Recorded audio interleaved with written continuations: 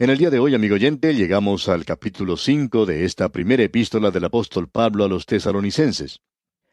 Este es el último capítulo de esta epístola, y es un capítulo al cual hemos llamado en las notas y bosquejos que enviamos, la conducta del creyente en vista del regreso de Cristo. Usted recordará que llamamos al capítulo 1 de esta epístola, la conducta del creyente hacia el regreso de Cristo. Si esa actitud o conducta no lleva a una acción o a una actividad, entonces hay algo que anda mal. Tenemos que hacer algo. Y la venida de Cristo, como podremos ver aquí, es una esperanza que nos lleva a actuar, nos alerta. En los primeros 10 versículos de este capítulo 5, tenemos un llamado para que estemos despiertos y alertas en vista de la venida de Cristo. Y creemos que la razón que se da aquí es porque el creyente no entrará en esa noche terrible del período de la gran tribulación que se llama el día del Señor. Este día comienza, como hemos dicho una y otra vez, el día de Jehová o del Señor, comienza con la noche porque esta era la forma que Dios tenía de señalar el tiempo. En el primer día de la creación, leemos en Génesis 1:5, que fue la tarde y la mañana un día. Dios comienza con la noche y avanza hacia la luz. Vamos a ver que esto es muy cierto. Por tanto, volvamos a apreciar entonces que la gran tribulación lleva hacia el reino glorioso milenario de Cristo, cuando el Hijo de Justicia llegará con sanidad en sus alas. El día del Señor es una expresión que necesitamos analizar. Por tanto, leamos lo que nos dicen los 2 primeros versículos de este capítulo 5. El versículo 1 dice, «Pero acerca de los tiempos y de las ocasiones, no tenéis necesidad, hermanos, de que yo os escriba». Ahora, esta mención del tiempo y de las ocasiones no es la propiedad de la iglesia. Los tiempos y las ocasiones pertenecen a este mundo y pertenecen al pueblo terrenal, a Israel y a los gentiles que sean salvos aquel día. La palabra que se utiliza aquí para tiempo es cronos. De allí sacamos nuestra palabra cronología. Lo que tenemos aquí entonces es esta expresión de los tiempos y de las ocasiones. No creemos que tratemos con esto para nada. Pablo dice, «No tenéis necesidad, hermanos, de que yo os escriba». Y luego el versículo 2 dice, «Porque vosotros sabéis perfectamente que el día del Señor vendrá así como ladrón en la noche». Es que el Señor Jesucristo no viene a la iglesia como un ladrón en la noche, porque un ladrón no es bienvenido, uno no lo está esperando. Por lo general, Él viene inesperadamente y por cierto que no recibe la bienvenida. Cuando usted sale de su casa, no deja una nota en la puerta diciendo, «He dejado la puerta abierta, señor ladrón, y usted puede encontrar las cosas de valor en tal y cual lugar en la casa. Tome lo que usted desee». No me imagino que usted haga una cosa semejante, amigo oyente. Posiblemente lo que usted haga cuando sale de su casa, y lo que todos hacemos, es cerrar todo apropiadamente con llave. Usted quiere que el ladrón no se quede pensando que tiene libertad para entrar, que se quede afuera. Aquí pues se nos dice que el Señor Jesucristo vendrá como ladrón en la noche. Y el día del Señor vendrá de esa manera también, llegará de pronto a este mundo. Y luego en el versículo 3 leemos que cuando digan paz y seguridad, entonces vendrá sobre ellos destrucción repentina, como los dolores a la mujer encinta, y no escaparán. ¿Ha notado usted el cambio de pronombre aquí? En los primeros 2 versículos, él habla del hecho que nosotros no tenemos nada que ver con los tiempos y las ocasiones. No es necesario para él escribir en cuanto a eso porque el día del Señor vendrá a este mundo como ladrón en la noche. No van a estar esperándolo a él entonces. Y él dice luego, «Vosotros no tenéis necesidad de que yo os escriba». Pero luego, cuando él comienza a hablar acerca de los tiempos del día del Señor, en el versículo 3, leemos que cuando digan paz y seguridad, y se refiere aquí a ellos. Pablo está diciendo aquí que los creyentes no estarán aquí cuando llegue ese tiempo. Creemos que eso es importante de notar de nuestra parte.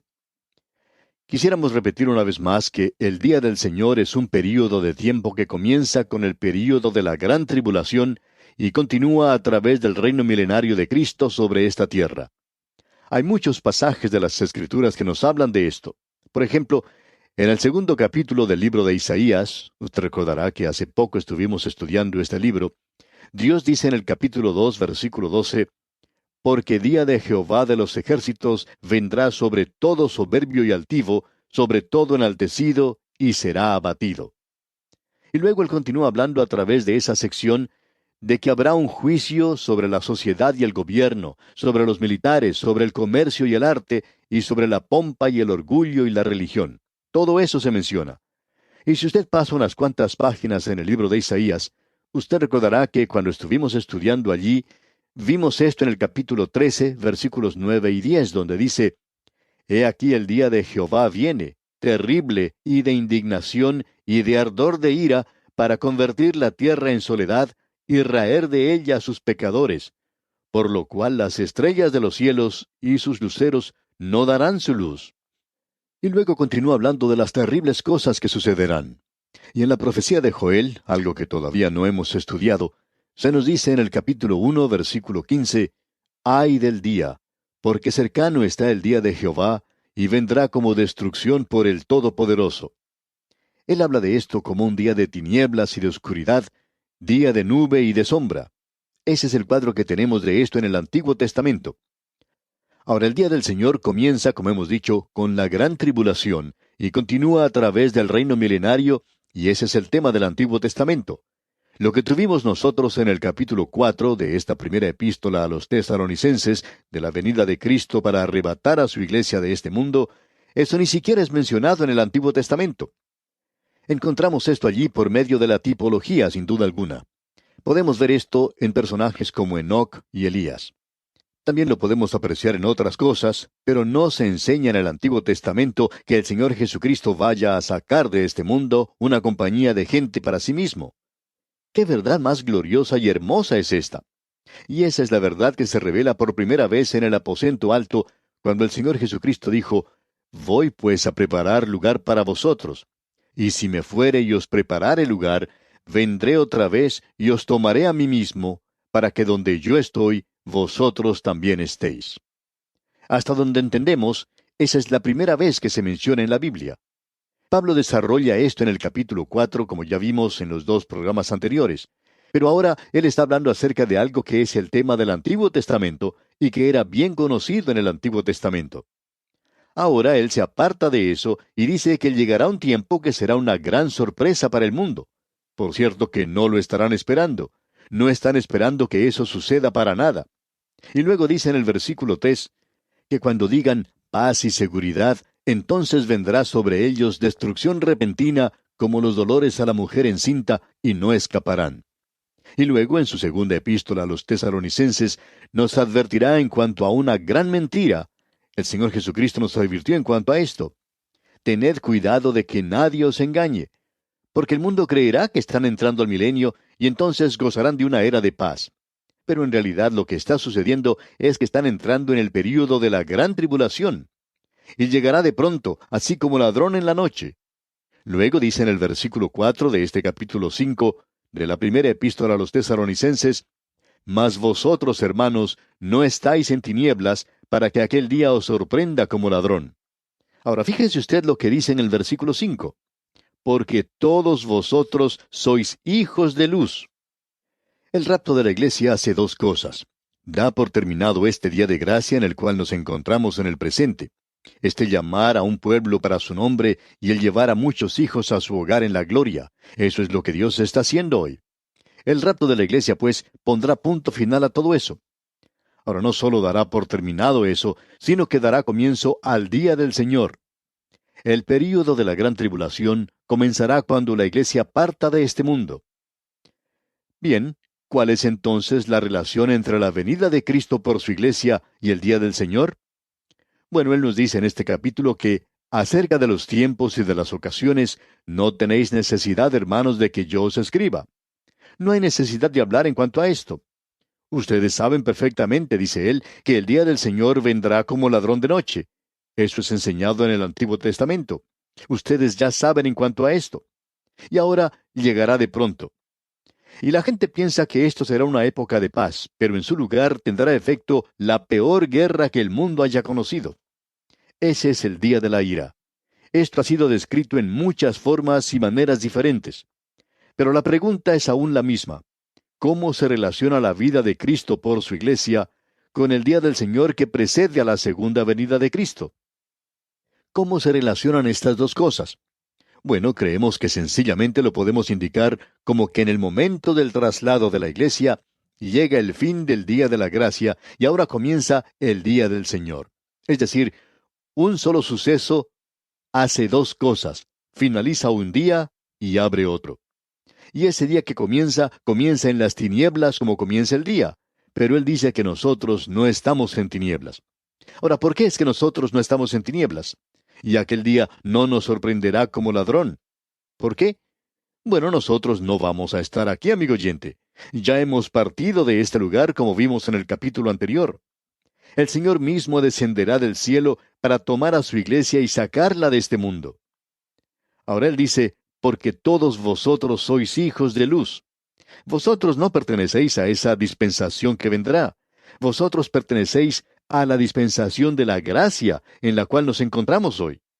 Y amigo oyente, mientras usted no aprenda a hacer estas distinciones en las Escrituras, usted va a continuar en la confusión en la que se encuentra. Y hablando honradamente, amigo oyente, no conocemos a ninguna otra persona que esté más confusa hoy que algunos de nuestros teólogos. Algunos de ellos dicen que no quieren ni tener nada que ver con la profecía y lo dejan de lado. ¿Por qué? Bueno, porque quizá no están dispuestos a estudiar. Y lo que tenemos aquí es que cuando llegue el día del Señor, nosotros vamos a estar con el Señor. No vamos a estar en las tinieblas. Él lo expresa bien claro cuando dice, para que aquel día os sorprenda como ladrón, porque Él no vendrá como ladrón para la iglesia. Nosotros estamos esperando esa bendita esperanza y la venida gloriosa de nuestro gran Dios y Salvador. Luego nos dice, por tanto, no durmamos como los demás. Y usted puede ver, amigo oyente, que esa bendita esperanza, que es el rapto de la iglesia, puede tener lugar en cualquier momento. Y en vista de eso, nosotros no deberíamos ser cristianos dormidos hoy. Lo que Pablo está diciendo aquí es que en vista de que el Señor Jesucristo va a tomar su iglesia y va a arrebatarla de este mundo, que nosotros no vamos a estar aquí y que el mundo, aquellos que no han sido salvos, van a pasar por un período tremendo. Y él dice, por tanto, no durmamos como los demás, sino velemos y seamos sobrios. Y este asunto de ser sobrios que él menciona aquí, amigo oyente, puede tener varios significados. No solo quiere decir el estar sobrio en lo que se refiere a las bebidas alcohólicas, sino también a lo que ocurre con muchas personas que se emborrachan con el poder o con el hacer dinero o con los placeres de este mundo. Hay muchas cosas hoy en las cuales uno puede embriagarse y dejarse llevar por las mismas. Y Pablo está diciendo aquí que el Hijo de Dios tiene que ser sobrio. ¿Por qué? Bueno, debido a los grandes eventos que van a tener lugar en el futuro. Y amigo oyente, podemos estar muy cerca de esto. No lo sabemos. Creemos que estamos muy cerca, pero no sabemos eso. Creemos eso con todo nuestro corazón. Y a nuestro juicio, opinamos que la venida de Cristo se acerca. Y sabemos que podemos decir con las Escrituras, porque ahora está más cerca de nosotros nuestra salvación que cuando creímos. Ahora nosotros no debemos dormir como duermen los demás, las otras personas que nos rodean. Tenemos que velar y ser sobrios. Pues los que duermen, de noche duermen, y los que se embriagan, de noche se embriagan. El pensamiento que encontramos aquí es que los hijos de luz no pueden hacer esta clase de cosa. Ellos deben vivir para Dios hoy. Y luego él dice, pero nosotros que somos del día, seamos sobrios. Y una vez más el apóstol Pablo menciona esta palabra, sobrios. Y esa es una palabra muy buena. Debemos comprender que nosotros tenemos una obligación. Y ahora él va a mencionar algo que ya ha dicho en la carta a los Efesios, algo que ya hemos considerado antes. Él dice, habiéndonos vestido con la coraza de fe y de amor, y con la esperanza de salvación como yelmo. Esto es algo maravilloso. Estamos comenzando a ver aquí una serie de mandamientos para los creyentes. Estos comienzan en realidad aquí y continúan a través de la palabra de Dios. El primero lo encontramos en el versículo 11. Pero ahora esto nos habla del servicio del soldado, como bien podemos apreciar. Aquí tenemos un llamado a la obligación o tarea del soldado. ¿Qué es lo que debemos hacer? Debemos vestirnos con la coraza de fe y de amor. Eso cubre, protege las partes vitales del cuerpo como lo es su corazón. Y luego se habla del yelmo, la esperanza de salvación. Hoy es un día cuando la mayoría de los hombres no usan nada para cubrir sus cabezas, y las mujeres tampoco usan mucho los sombreros en el presente. Bueno, cada creyente debería tener su yelmo, y esa es la esperanza de salvación. Y aquí encontramos nuevamente estas tres palabras. Esta es la tercera vez que han aparecido aquí en esta epístola. El trabajo del amor, la obra de la fe y la constancia en la esperanza. Aquí lo encontramos nuevamente. La fe, a propósito, es la fe que salva, y la fe que salva produce obras. Como dijo Calvino, solo la fe salva. Pero la fe que salva no está sola. ¡Qué cuadro el que tenemos aquí! Y el amor es para el creyente. La fe mira hacia el pasado. El amor es para el presente. Y esa es la relación que el creyente tiene que tener con aquellos que le rodean. Y la esperanza de salvación, bueno, esa es la bendita esperanza. Eso es lo que él dice que el creyente está ansiando, esperando. Nosotros no estamos esperando o ansiando el día del Señor. Nosotros no estamos esperando el período de la gran tribulación. No vemos cómo uno pueda regocijarse en eso de alguna manera. Nosotros estamos esperando esa bendita esperanza, y es la consumación de nuestra salvación. Juan dice, Amados, ahora somos hijos de Dios, y aún no se ha manifestado lo que hemos de ser, pero sabemos que cuando Él se manifieste, seremos semejantes a Él, porque le veremos tal como Él es. Amigo oyente, Dios no ha finalizado su tarea conmigo, así que no sea muy impaciente conmigo. Cierta señora dijo en una ocasión, la mayoría de los creyentes deberían tener escrito en sus espaldas, esto no es lo mejor que la gracia de Dios puede hacer. Y pensamos que eso también debería ser escrito sobre mi espalda. Dios no ha concluido su tarea conmigo, amigo oyente, y por favor, no sea impaciente conmigo. De paso, debemos decir que yo no seré impaciente con usted tampoco, porque yo no creo que Él haya acabado con usted todavía.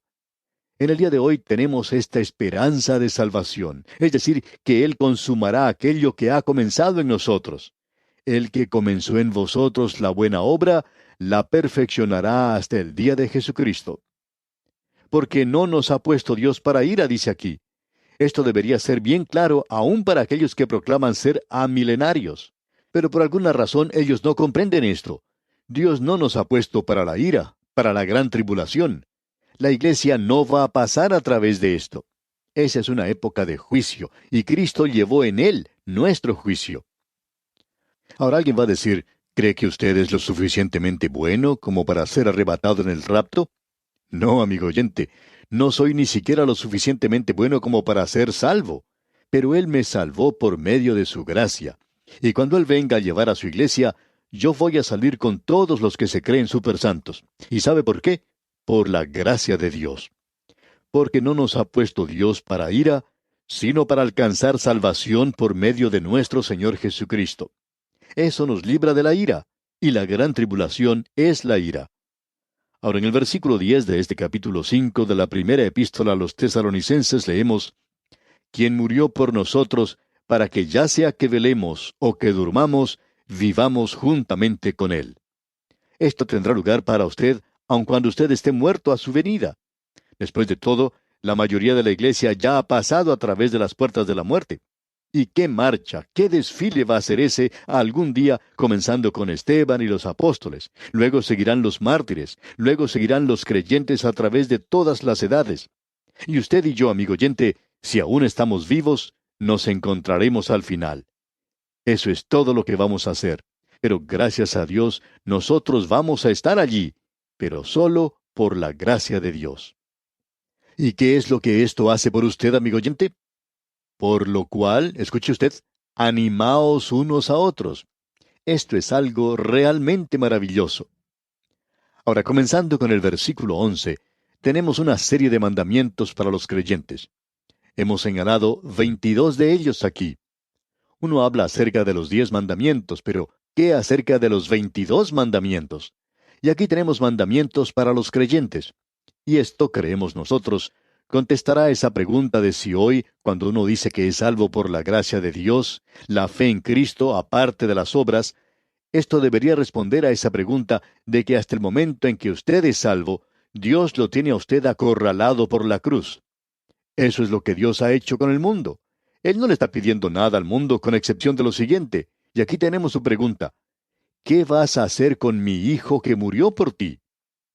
Ahora, después de que usted haya contestado esa pregunta, y si usted la ha contestado en forma afirmativa y ha aceptado a Cristo como su Salvador, ahora Él va a hablar con usted acerca de su vida. Él va a desarrollarlo a usted, y usted debe de crecer en gracia y en el conocimiento de Él. Y nosotros deberíamos ser mejores creyentes este año de lo que fuimos el año pasado. Y vamos a considerar estos mandamientos, Dios mediante, en nuestro próximo programa. Le recomendamos, mientras tanto, que lea usted el resto de este capítulo 5 de la primera epístola a los tesalonicenses, para que se informe de su contenido y se prepare mejor para nuestro próximo estudio. Antes de despedirnos, dejamos con usted esta recomendación bíblica. Por tanto, no durmamos como los demás, sino velemos y seamos sobrios. Es nuestra oración que el Señor le ayude a prepararse para su segunda venida.